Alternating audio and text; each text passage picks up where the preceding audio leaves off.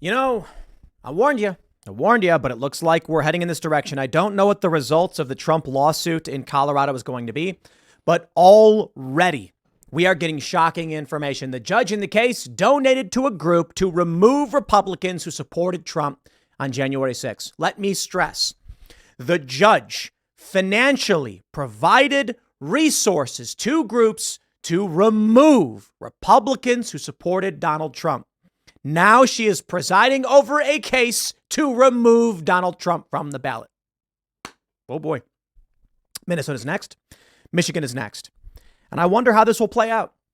But if you've got a judge who financially supports groups to remove Republicans who support Donald Trump over January 6th, presiding over this case, you think you're going to get a fair trial? Now, hold on. There's a lot that could happen.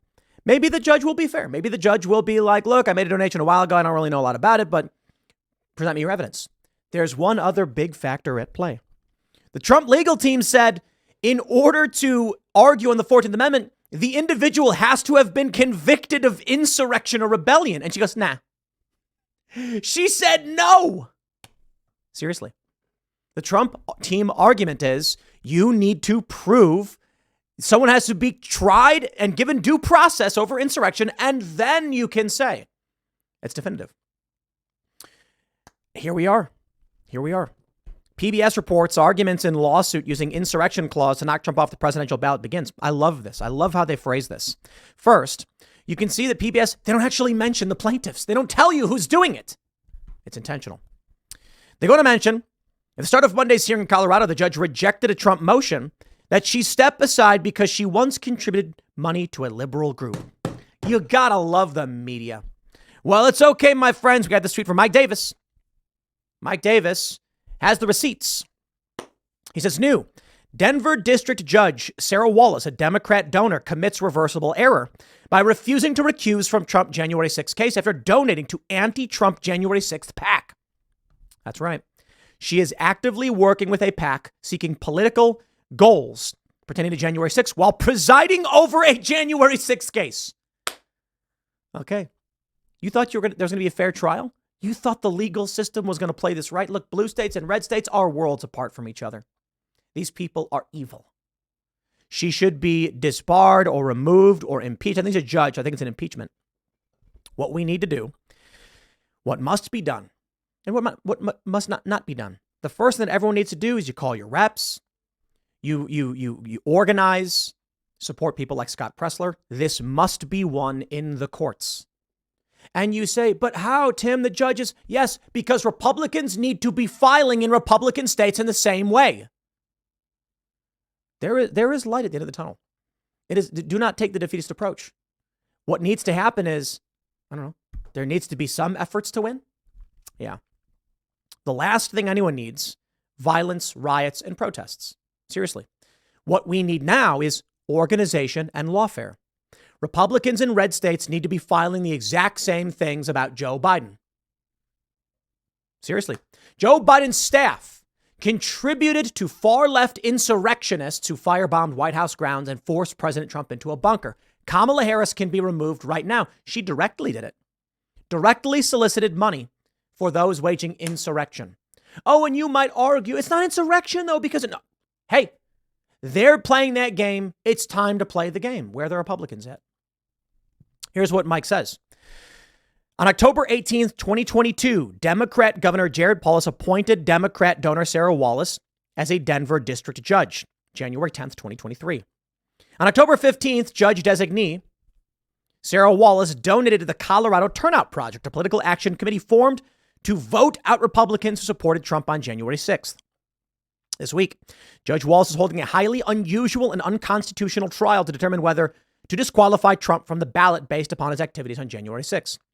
Judge Wallace previously rejected all of Trump's legal arguments, including the only way to disqualify for insurrection under Section 3 of the 14th Amendment is to win a federal criminal conviction under the federal insurrection criminal statute Congress passed to execute Section 3, which they did. Trump has not been convicted. Today, Judge Wallace, admitting to making the anti-Trump January 6th donation, said she didn't remember making it, but despite her donation, she claims she can be fair. But her subjective belief in her ability to be fair is not the correct legal standard. The standard is an objective one. Will the public reasonably believe she can give Trump a fair January 6th related bench trial after she donated to an anti-Trump January 6th PAC? The answer is clearly not. This is the reversible error. But will the Democrat-controlled Colorado appellate courts correct this? No. That's not the game, baby. That is not the game.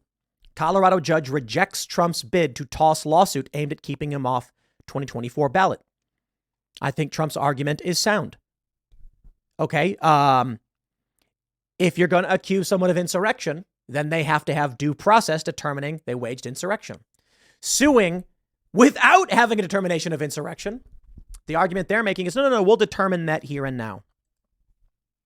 Michigan judge declines Trump's request to toss lawsuit to remove him from the ballot. Michigan judge? Oh, yeah. And PBS mentions that Minnesota is next. A week-long hearing on one lawsuit, Colorado got underway, while on Thursday, oral arguments are scheduled before the Minnesota Supreme Court in an effort to kick the Republican former president off the ballot in that state. Next up, of course, is Michigan. A judge on Wednesday, this is from, let me get the date here, October 28th, this is last week, rejected former President Donald Trump's request to dismiss a lawsuit that seeks to force him off the 2024 ballot in Michigan. Court of Claims Judge Robert Redford, what a name, denied the request and turned down Trump's motion to be party to the lawsuit, citing the court's limited jurisdiction. In the order, Redford wrote that Trump does not fall in the definition of the state or any of its departments or officers. This is just amazing. The judge, however, repeated his invitation to allow Trump to respond to the lawsuit in an amicus brief. They're trying to remove Trump's name from the ballot and saying Trump's not party to the lawsuit. Trump's lawyers argue that it is manifestly inappropriate to remove him from the ballot and that neither state officials nor the court should have the authority to take such action. This is very clever on the part of the Democrats. Don't sue Trump and don't give Trump standing to sue back. Sue the state for incorrectly listing him, and then the state is the party, not Trump. Community activist Robert Davis filed the lawsuit on September 15th to force Trump off the ballot, arguing the former president is ineligible to run for office again because of Section 314, blah, blah, blah, blah. Davis applauded Redford's decision.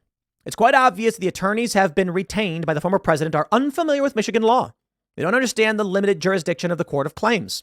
They also seem not to understand the meaning and importance of the oath of office established by the Michigan and U.S. constitutions.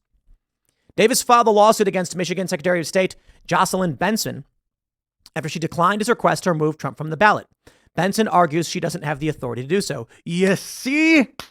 Where are the Republicans at? This is amazing. The judge scheduled an emergency hearing on the matter for November 6th in the Michigan Court of Appeals courtroom in Grand Rapids. Davis said it is pretty bizarre that Trump is essentially arguing he is not beholden to the Constitution, which he's not.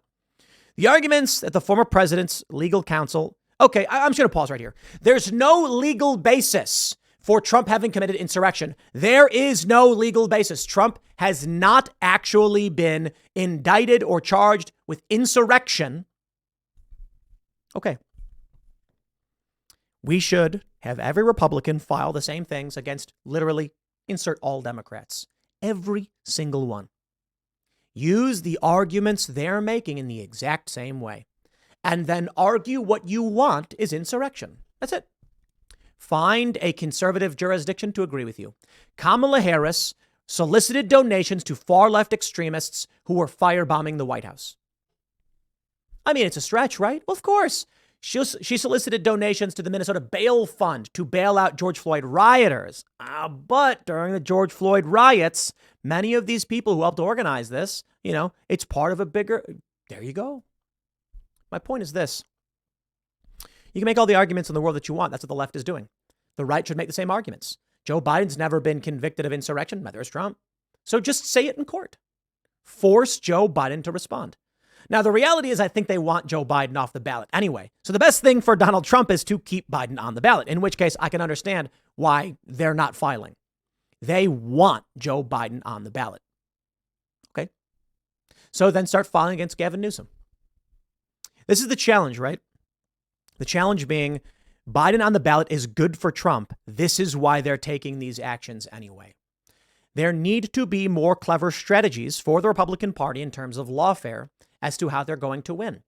And perhaps the answer is not to remove Biden from the ballot because you want him on the ballot. In fact, they should be filing to make sure he stays on the ballot even if he dies. If Joe Biden is incapacitated in any way, his name must remain on the ballot for the American people. That's the game. What they should be filing is other things pertaining to universal mail-in voting, and that's where we should see the battle take place. But I'm not surprised this is happening, and we'll see how it plays out. We'll talk more about it later tonight at youtube.com/TimcastIRL. That'll be at 8 p.m. Thanks for hanging out, and I'll see you all then.